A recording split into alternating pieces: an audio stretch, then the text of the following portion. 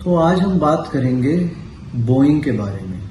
तो जैसा मैंने आपको पहले भी बताया कि बोइंग का मतलब outward curvature in the legs, यानी घुटनों का एक दूसरे से दूर होना।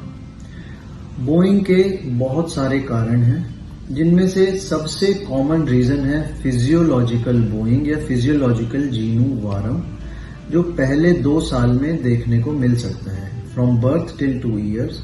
और फिजियोलॉजिकल को हमें सिर्फ ऑब्जर्व करना है, उसको ट्रीटमेंट की जरूरत नहीं, क्योंकि वो अपने आप ठीक हो जाता है। लेकिन अगर एग्जैजरेटेड है, बढ़ा हुआ है, नॉर्मल उस एज के बच्चों के मुकाबले में बहुत ही ज्यादा बोइंग है, तो उसका कॉज हमें ढूंढना है।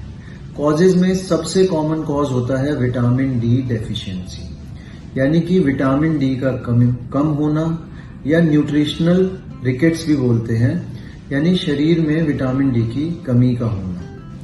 इसको जांचने के लिए हमें एक एक्सरे कराना होता है। एक्सरे में हमें रिकेट्स के साइन मिलते हैं, और एक्सरे के अलावा हम कुछ ब्लड टेस्ट कराते हैं, जिसमें हम बोन की मेटाबॉलिक प्रोफाइल देखते हैं, उसके ब्लड के calcium, phosphorus, alkaline phosphatase, vitamin D, ये सब लेवल्स देखते हैं, और उनके लेवल्स के अकॉर्डिंग ट्रीट करते हैं, डायग्नोज करते हैं। ज्यादातर केस में विटामिन डी डेफिशिएंसी रिकेट्स मिलता है और सप्लीमेंट से, दवाइयों से ठीक हो जाता है, लेकिन कुछ समय लगता है, 1 से 2 साल 3 साल जैसा लगता है करेक्शन में। फिर उसके अलावा होता है एक डिजीज जिसको बोलते हैं ब्लाउंस डिजीज।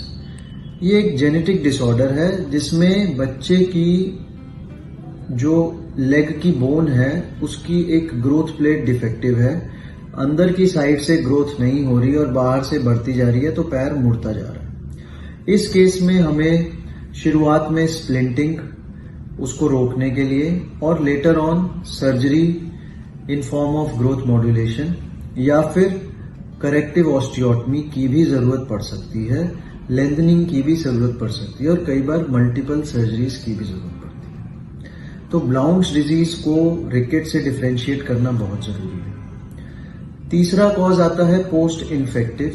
कुछ बच्चे को घुटने में इन्फेक्शन हुआ और उससे उसकी ग्रोथ प्लेट डैमेज हो गई, और इसलिए अब आधी ग्रोथ प्लेट बाहर की तो काम कर रही है, अंदर की नहीं कर रही, तो पैर मुड़ता जा रहा है। या फिर पोस्ट ट्रॉमेटिक, चोट लगने के कारण ग्रोथ प्लेट इंजरी हो गई, और भी कारण हो सकते हैं। इन सभी में ओवरवेट इन सारे पैटर्न्स को एग्रवेट करता है, बोइंग को बढ़ाता है और करेक्शन को स्लो करता है। तो depending upon the cause Boeing को ट्रीट किया जाता है। यूजुअली फिजियोलॉजिकल बोइंग 2 साल तक रहती है, तो हम वेट करते हैं, लेकिन अगर करेक्शन नहीं आ रही तो हमें उसका ट्रीटमेंट शुरू करना है।